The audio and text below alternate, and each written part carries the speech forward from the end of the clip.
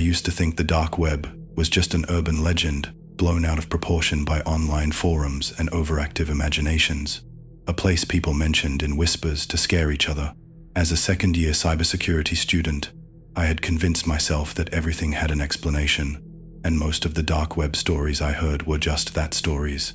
That was before I came across the stream labeled replay only, last transmission, and everything changed.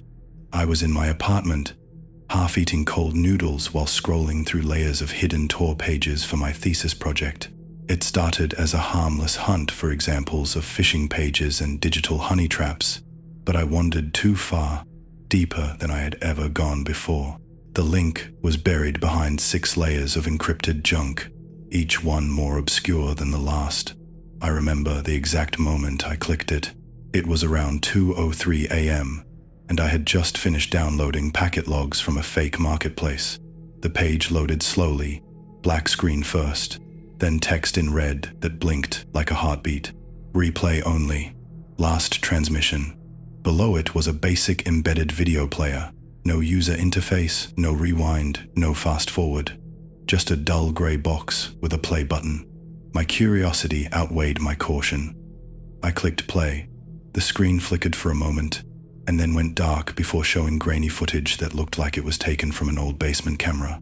There was a man tied to a metal chair in the center of the frame.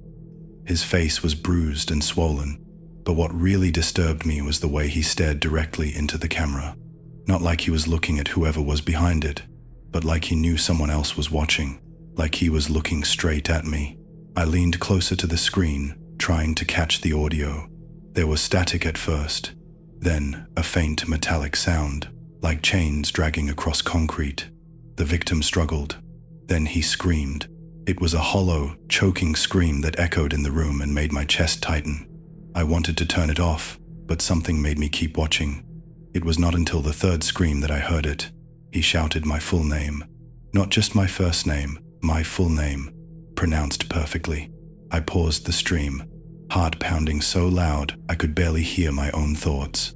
I replayed the last few seconds, sure I had misheard, but there it was again.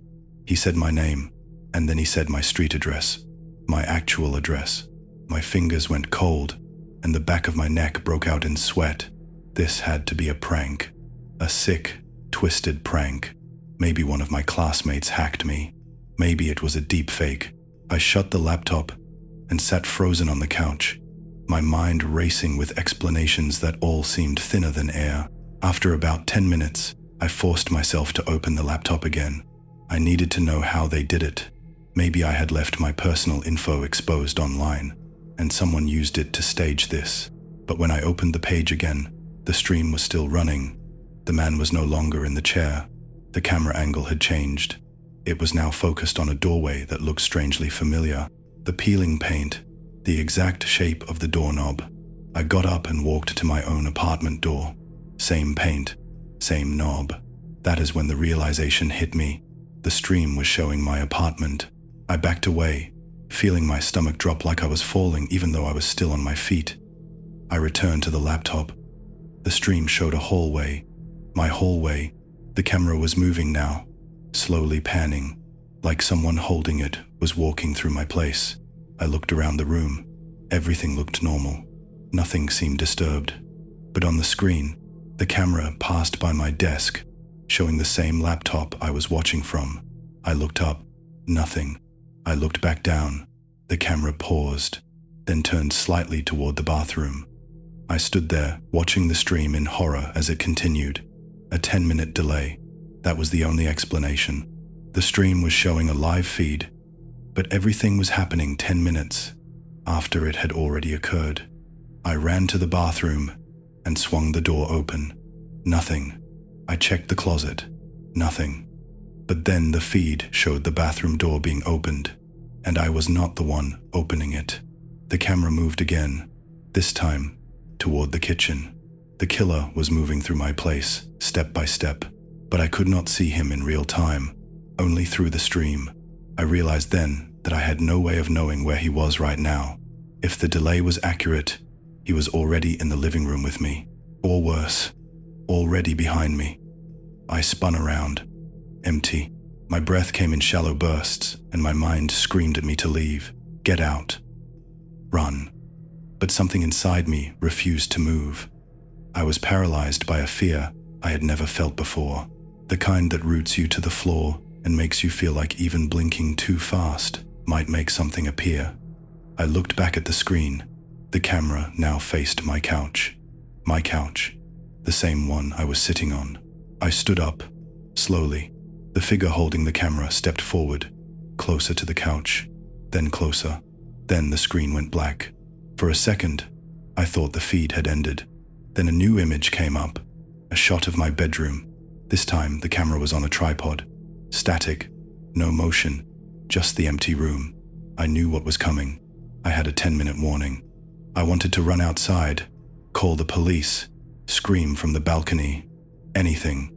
But as I reached for my phone, it vibrated and lit up. An unknown number.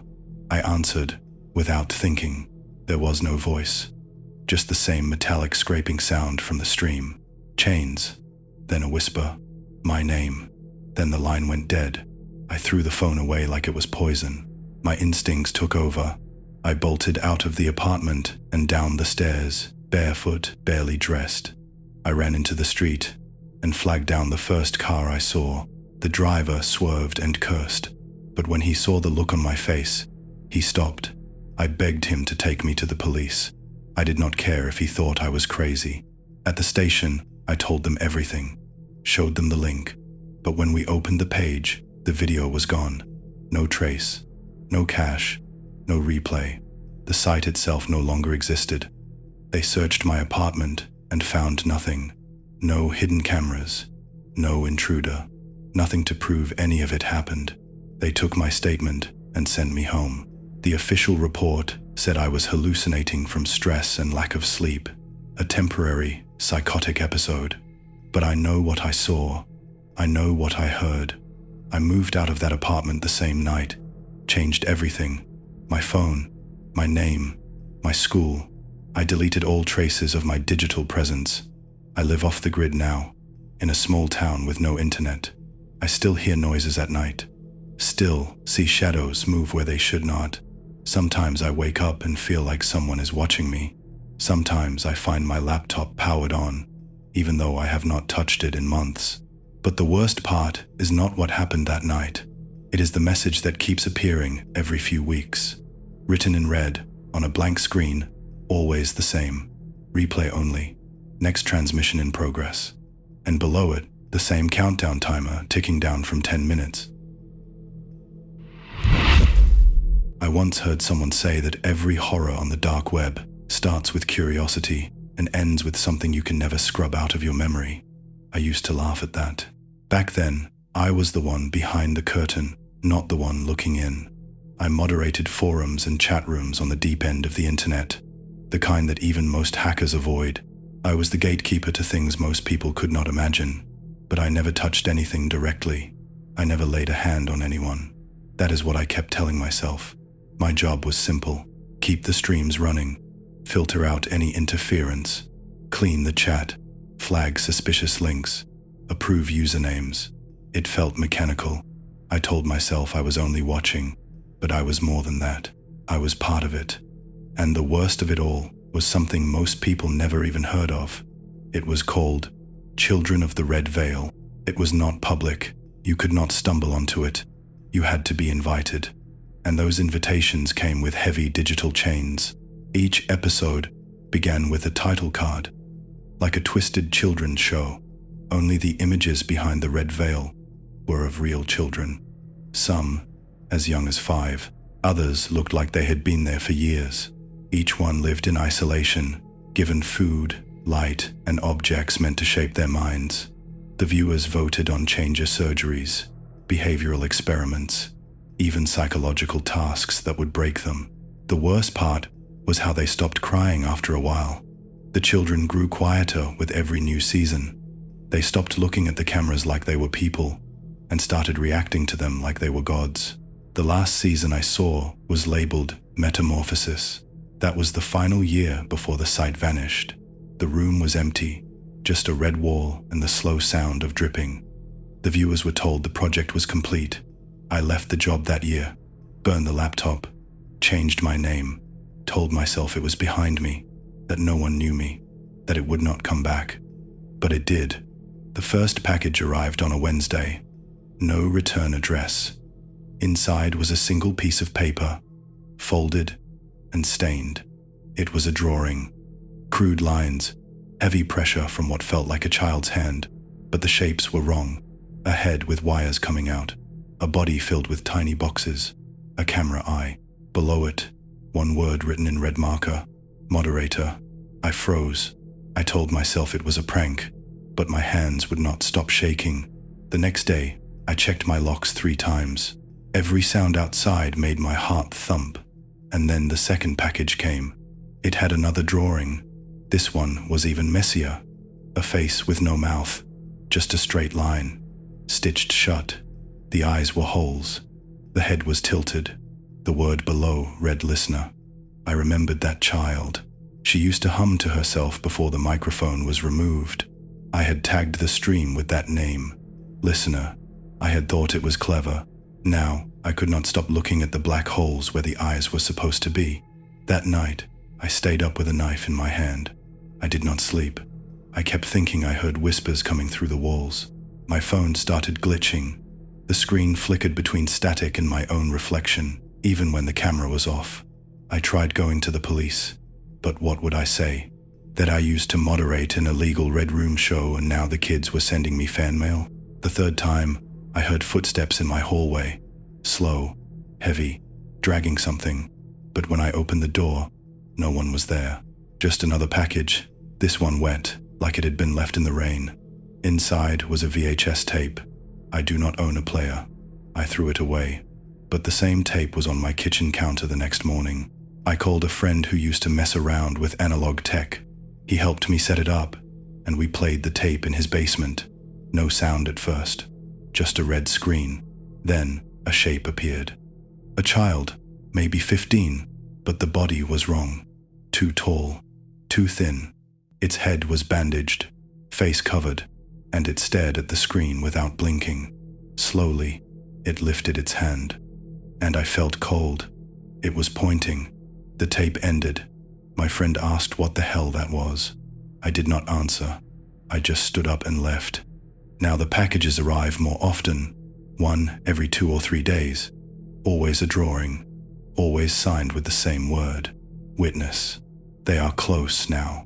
I see people outside wearing masks. Long red veils covering their faces. They never speak. They just stand there, watching. Sometimes one will get closer.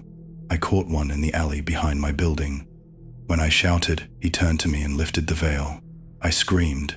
His face was not a face anymore. It was carved, stretched, artificial, like someone tried to reshape it into an idea of pain. He tilted his head, then walked away. I boarded up my windows, got rid of every screen, every camera, but they still find me. Last night, one of them was inside my apartment. I smelled him before I saw him, like rust and something rotting. He was kneeling beside my bed, holding a crayon, drawing. When I flicked the light on, he vanished. But the paper was still there. It had a house on fire, and a man standing in front of it. Me, arms outstretched, veins turning into wires. Below it, the word final. I know what they want. I know how this ends. I was part of their story, the moderator, the one who watched and allowed the suffering to happen. And now, I am the last episode, the final performance. Their childhood ended behind those red veils. Their pain was broadcast to ghosts and monsters who paid to watch, but they survived, and now they are grown. They do not scream anymore. They do not cry. They create. They send messages, and when the curtain falls, they will turn me into their final piece of living art. I deserve it. I know I do. The only thing I wonder now is how long it will take before someone finds my body, or if they will even find a body at all. I used to think the darkest places on the internet were just myth stories people made up to scare others away. But I know now that some things are real, and some corners of the web should never be seen.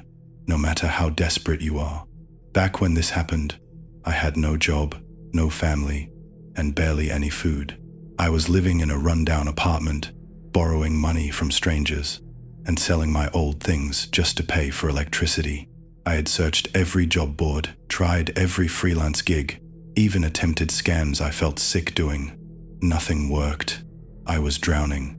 Then, one night, after scrolling endlessly through shady forums, I found a hidden thread with no title, just a black square and a single comment. For those willing to watch pain for pay. I clicked without thinking. That was the first mistake. It led me to a site that felt alive. The colors were blood red and deep black. The loading wheel pulsed like a heartbeat. A message flashed. Invite. Only. One chance. Enter your code. I closed it at first, thinking it was just another scam. But the next morning, I woke up to an email in my spam folder. No address. No subject. Just a code. I told myself it was fate. Maybe someone out there knew how desperate I was. I entered the code, and the site opened fully. It was called the Crimson Room. They did not hide what it was. Live auctions. Real people. Bidding not on things but on acts what should be done to the person tied up on screen. I could not breathe when I saw the first stream. A man in a chair, masked, crying. Comments rolled by. Break his fingers. Cut his arm. Burn his foot. People bidding thousands for each act. I wanted to throw up. But then, I saw the top bar on the screen. Viewers can earn by placing correct bids. Highest bidders earn the pool. I clicked Learn More. The site explained everything. If you predicted what the majority would vote, you got a payout. Simple. Sick. But simple. I told myself I would never watch again. But 2 nights later, my stomach growled, and my landlord slid a pink eviction notice under my door. I had nothing left, so I watched another stream, and then another. I started learning the patterns, the behaviors of the bidders, even the way the camera would zoom before a decision. I told myself I was not part of it. I was just predicting the outcomes, like betting on a game. I was earning, slowly at first, then more. I paid rent. I bought groceries. I even bought new shoes. But I avoided looking too long at the victims. I shut off my emotions and treated it like a job. A disgusting, silent job. Then one night, I logged in, and everything changed. The screen was black at first, then a single spotlight turned on. A man sat in the chair, arms tied behind him, head slumped forward. My heart stuttered. The shape of his face, the slope of his shoulders. Even through the grainy camera, I felt a cold wave pass through me. Then the Red Room Master's voice crackled through the speakers. Tonight's auction is special for one of our top participants. I froze. Was he talking about me? You have been chosen for an exclusive reward. The victim tonight is someone you know, someone close, someone who disappeared without a trace. The camera zoomed in slowly. The man looked up, bruised, thin, eyes wide with fear. And I saw my brother, my twin, Malik. I had not seen him in 4 years. He vanished one day without a call, without a note. We were not on good terms when he left, after a huge fight. But I never stopped looking, never stopped wondering. And now he was here, trapped in this nightmare, on this evil stage. The chat exploded with reactions. They look the same. Twins? This is gold. I was shaking, screaming at my screen. Then the Red Room Master spoke again. You have 2 options. You may walk away. You will receive the full prize pot from tonight's auction. Or, the screen flickered. A second camera showed an empty chair beside my brother. You may take his place, spare him, become the new product. The choice is yours, but you have 60 seconds. Everything inside me cracked. I could not let Malik suffer. Not after all these years. Not after how I had failed him before. I typed yes into the prompt. The screen went black. I felt sick, but also calm. I had done the right thing. I thought I would be drugged or kidnapped. But the next thing I remember, I woke up in the chair, arms tied, lights blinding me. I heard cheering. A dozen screens glowed in the dark, showing my face from different angles. The Red Room Master stood before me, wearing a silver mask. "Welcome," he said, voice cold. "You were our most loyal viewer. Now you are the show." I asked about Malik, where he was, what happened to him. The Master laughed. "There was no Malik, just a decoy, a puppet. Your image, edited with precision. You took the bait, beautifully." I screamed until my throat tore. No one cared. The bidding began. Fire or water, nails or blades. I was no longer a person. I was a prize, a lesson. The first viewer turned victim, and as they began, I understood the final horror. This room does not want death. It wants suffering. Long, slow, endless suffering. My pain fed their joy, and every second I stayed alive, the viewers paid more. Sometimes I think about the day I clicked that link, about how easy it was to get there, about how many others are looking, just like I was, hungry, desperate, and I want to scream through the screen. I want to beg them to stop, but I cannot. I am still here, still alive, and the show never ends. I always thought horror was something you controlled. A scary video ends when you hit pause. A jump scare only works once. That was the illusion I lived in before I clicked the link. Before I signed the waiver, I was just another small-time horror YouTuber, desperate for views, clawing for attention in a sea of creators who were better, louder, more shocking. One night, during a live stream where I was reacting to dark web legends, someone in chat sent a private message. They said if I wanted real horror, I should stop pretending and sign up for something called the Watchers program. I laughed it off at first, but curiosity is a dangerous thing, especially when you are broke, tired, and desperate to go viral. The link they sent was not something you could just click. It required Tor, a key code, and a fingerprint scan using your webcam. It felt fake, like a game meant to scare people away, but I played along. When the waiver loaded, it asked only one thing. Do you agree to observe without interruption and accept the consequences of insight? It sounded dramatic, but I clicked yes. The screen flickered. A countdown began, and then the first stream opened. A woman in a red-lit room sat tied to a chair, crying silently. There was no sound except for an old analog buzz, like a VHS tape on repeat. For 15 minutes, nothing happened. I expected something to jump out, but it was just that. Her crying. Then the feed ended, and a message appeared. You are now a watcher. Content will continue. Silence is your bond. I told myself it was fake. Actors, maybe a creepy ARG, but I could not stop watching. The streams came every night, each one worse than the last. I never saw faces, only hands, tools, and suffering. Every time I tried to record or screen grab, the stream would end. My computer would lock for hours, showing only the red symbol that floated at the edge of every video, a spiral inside a triangle. I started seeing it outside of the streams. First, on my mirror in the fog, after a shower, then drawn in dust on the back window of my car. I thought maybe I had seen it so much online that my brain was just recreating it. But then someone tagged my channel on a short clip, showing me sleeping.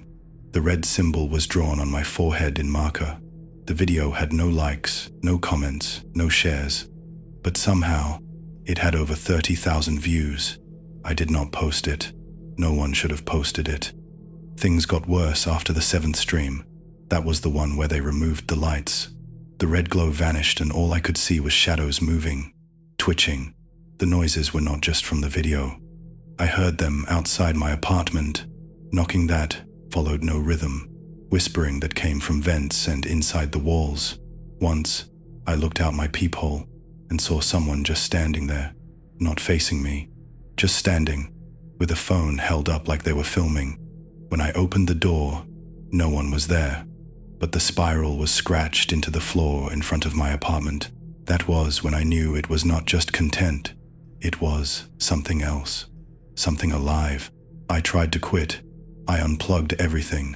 I smashed my computer. But that night, the stream played on my television. I had never even connected it to the internet. The same woman was back, but this time she was not crying. She was smiling, and she was mouthing something over and over. I finally understood it when I turned the volume to max. Watchers become performers. Watchers become performers. Over and over. I started seeing people around town who looked familiar. People I had never met, but I had seen them scream on my screen. They were just walking around, like nothing had happened. One was serving coffee.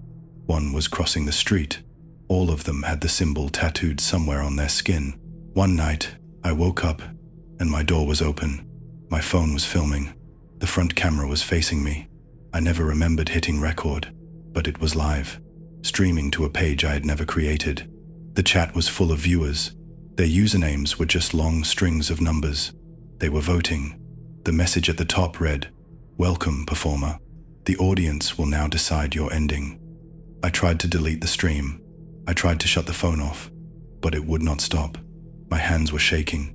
I ran outside in my boxers hoping a neighbor would help, but the street was empty, except for 5 people, all holding phones, all filming, all silent. I ran until my legs gave out. I locked myself in an old gas station bathroom and stared at the mirror. The red spiral was carved into my cheek. Not drawn, carved. I had no memory of doing it. Blood was dried into the lines. I cried like the woman in the first stream, but I understood now. That was not a performance. It was a prophecy. The symbol was not just a logo. It was a beacon, a mark. Every time I watched, it pulled me deeper. I thought I was documenting horror, but I was being prepared for it. Every stream rewired something in me. Every second I watched was a second closer to becoming part of it. Now I do not run anymore. I stay inside. I wait for the stream to start. I know they are watching. I see them outside the window. They do not blink. They do not move.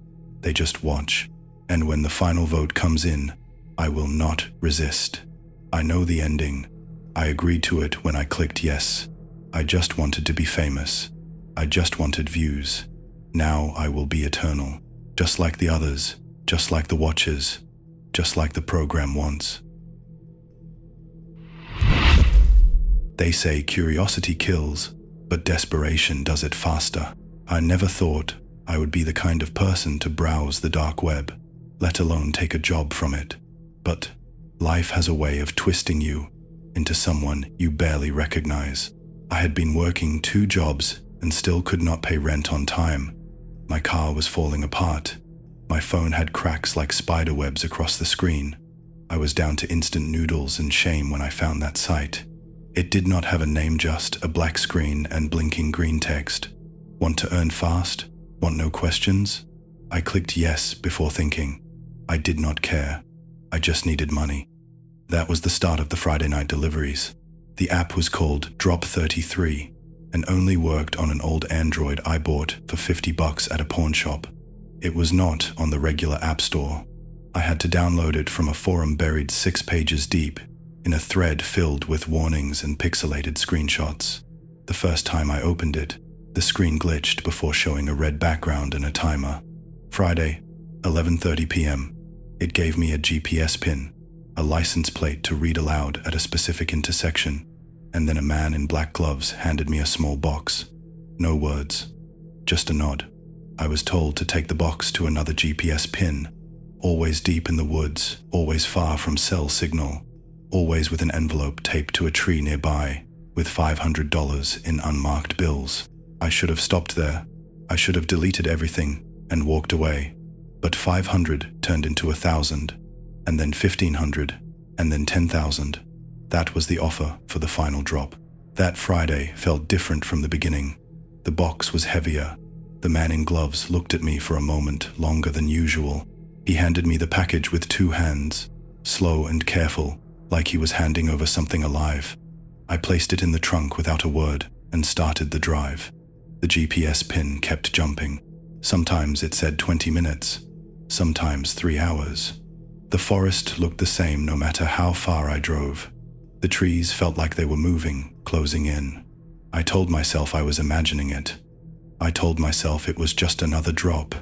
and the cash would be waiting like always. But when I reached the location, there was no tree, no envelope, just a gravel clearing and a steel door standing upright like it had been ripped from a bunker and shoved into the ground. Room 33 was spray painted in black across the surface. I walked up to it slowly, and just as I reached out to touch the handle, my phone buzzed. It was a message from the app. Enter, observe. $10,000 will be deposited once the door closes. I stood there for a long time. My fingers trembled as I pushed the door open. It groaned like it had not moved in years. The room inside was lit in dim red, the kind of red that makes your skin look sick.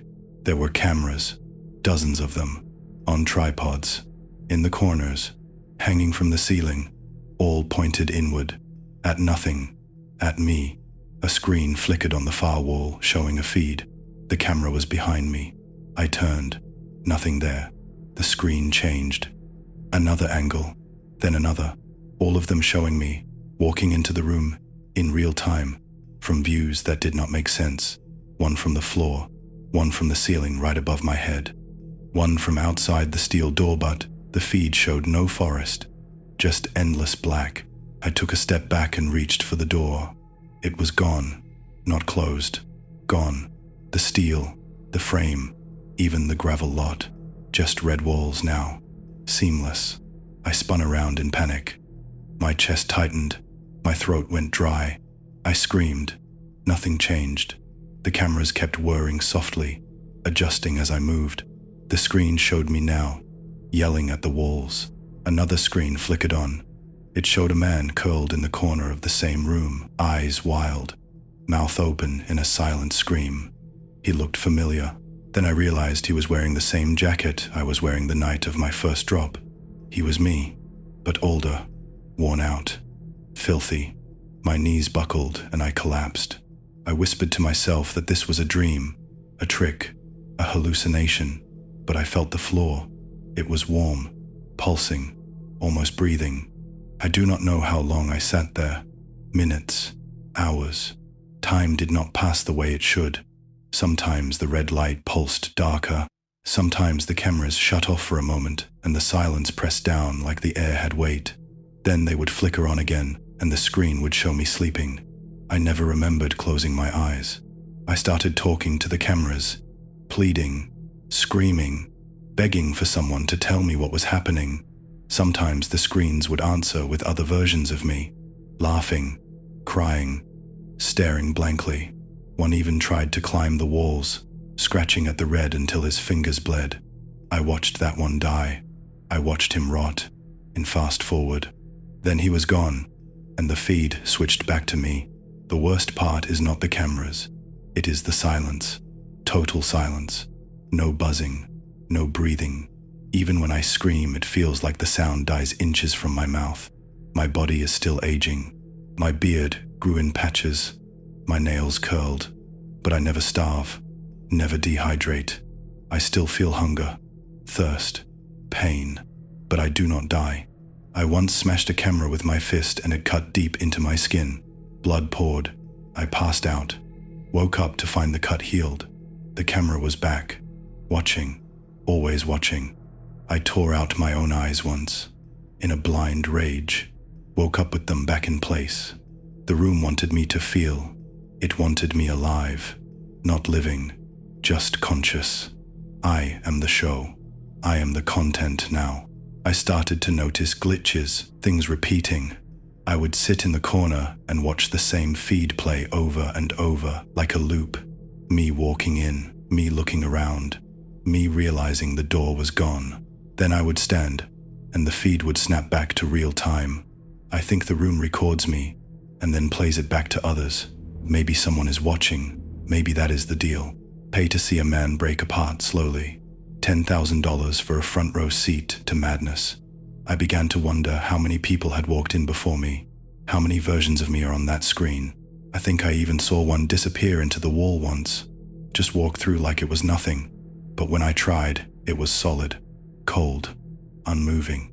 One night, if you can call it night here, the screen showed a live feed of my own apartment. My kitchen, my broken coffee machine, my coat still hanging by the door, and then a man walked in. Same face, same body, but clean, shaved, alive. He made coffee, whistled, picked up his phone. I screamed at the screen. He looked up, almost like he heard me. The screen glitched. Then he was gone. The red room returned. I think I was replaced.